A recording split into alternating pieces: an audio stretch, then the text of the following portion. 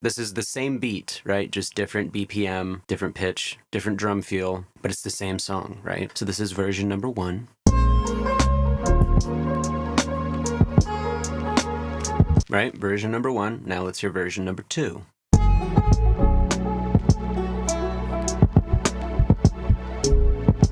Hello, welcome back to another episode of Let's Get Inspired, the YouTube series dedicated to talking about the art life, creative struggles, creative breakthroughs, stories of wonderful creativity that inspires me, some anecdotes here and there about my artistic life so far. Today we're going to talk about finding a drum groove that suits your song best.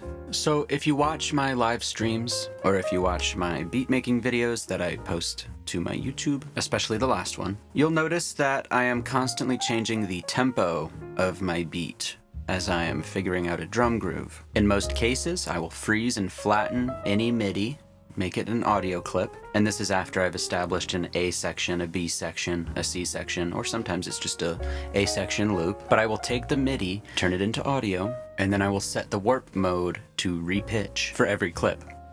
And in doing this, I now have the ability to change the speed of the song with the pitch of the song. It's like a varispeed effect. My Logic users out there know what varispeed is, I hope. It's one of the reasons why I would ever use Logic again. It's also the thing that I miss most about Logic. But I have found a way, more or less, to do it in Ableton, and this is how I do it. So you freeze everything into audio, you change everything to repitch, and there you go, boom, varispeed mode. Now you can shift the pitch up with the tempo or down, and the reason, at least in my opinion, why this helps you find a drum groove is because you don't have to fight the BPM anymore. Let's say your song is at like 90 BPM and you feel like the drums you're laying down aren't landing right because it feels rushed. There's no soul. You could keep everything as MIDI and bring the BPM down and then the pitches would stay the same.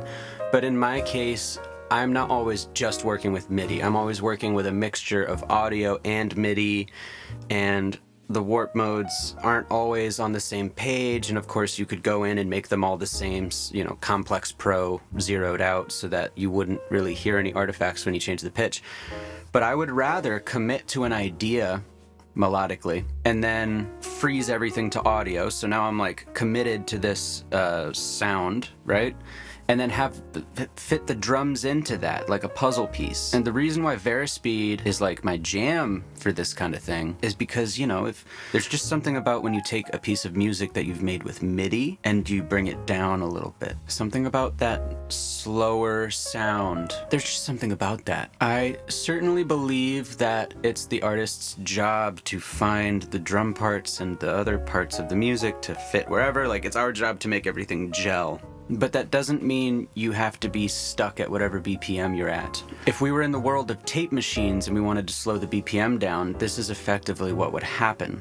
The pitch would drop as the BPM comes down. The pitch would rise as the BPM goes up. It is just an earthier feel, right, when you're trying to come up with a drum part. It feels more natural. So just to recap a little bit, because I've rambled like I do, when I'm satisfied with how the melody, the chords, and like whatever effects are going on, when I'm happy with how all of that sounds, even if I'm doing drums, I leave the drums alone. Those are their own thing now. And everything melodic or effect driven or anything that isn't drums, even a percussion track would be in this group now. I freeze and flatten all of that, even if it's already audio.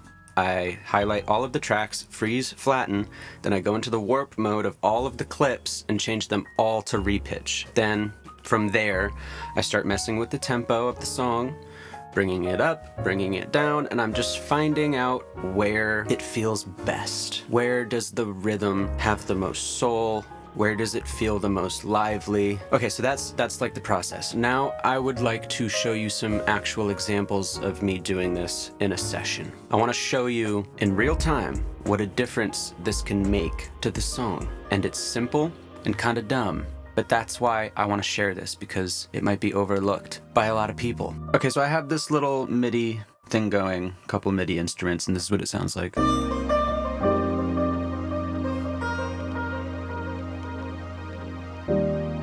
And if I wanted to do some drums to that,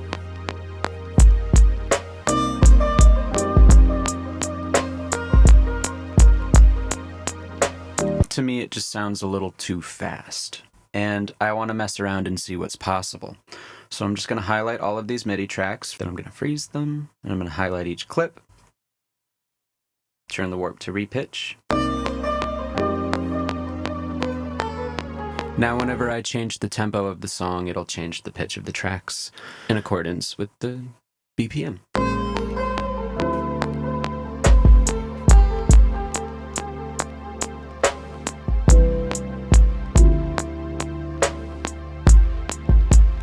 And then I can use this to inform what drum sounds I want to pick.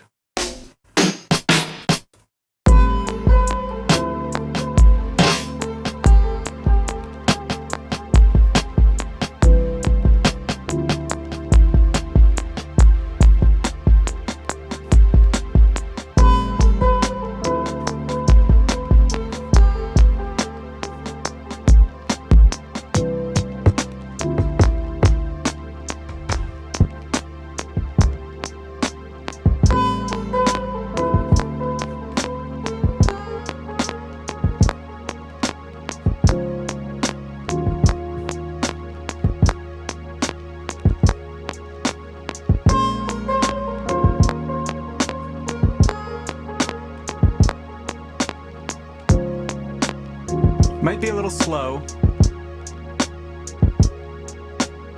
So now we can do I'm going to duplicate these and we'll create a new chain, and I'll show you what happens if you increase the speed a lot.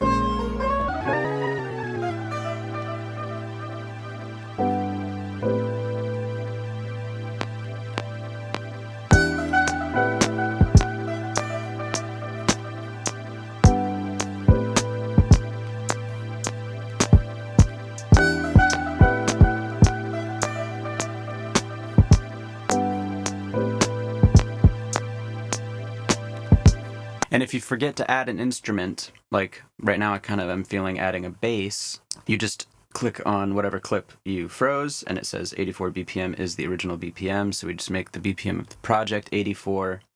And now we can add a bass. Let's get in here, grab bass.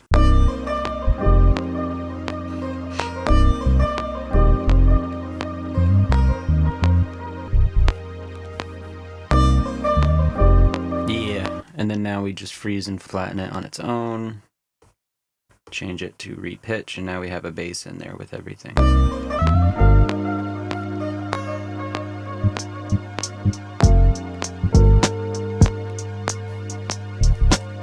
Yeah.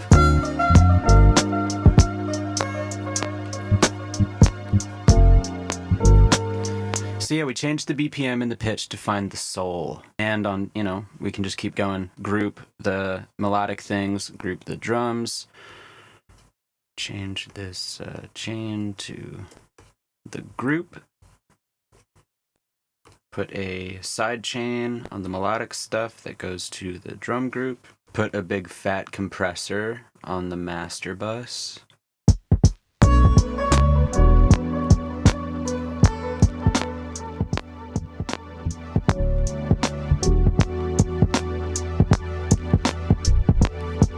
Yeah, you could even go back into these clips and go against what I've been saying and change the warp mode to Complex Pro and just fuck with the pitch.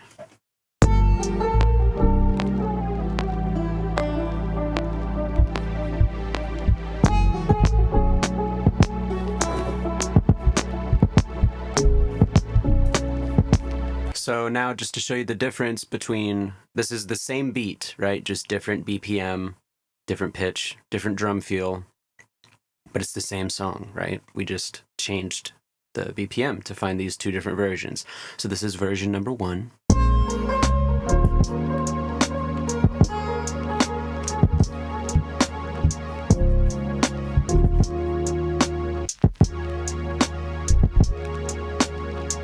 Right, version number 1. Now let's hear version number 2.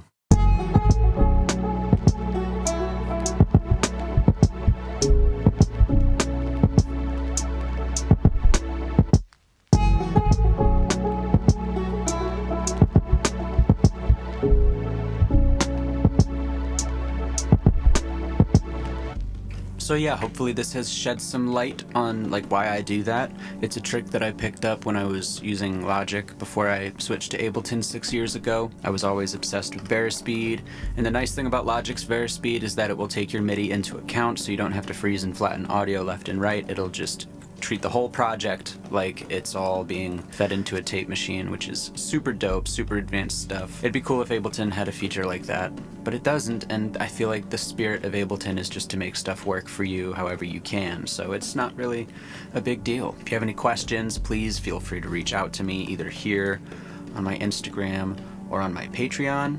Join my Patreon if you're into that kind of thing. I don't get offended if you just sign up, download everything, and then cancel your subscription. You still pay for a month when you do that, so you still have access to it for the month that you've given your $4 for, so feel free to do that. Just put out a track yesterday with Kyle McAvoy and Sweet Boy Kyle. Yes, that is 3 Kyles on one track. I am the 3rd Kyle. That is on all DSPs now for you to go listen to. Please go check that out. Thanks for stopping by. Subscribe and like the video, and if you learned something new today, drop a comment, tell me what you learned. Peace and love. I hope we got inspired, my friends. Okay, bye.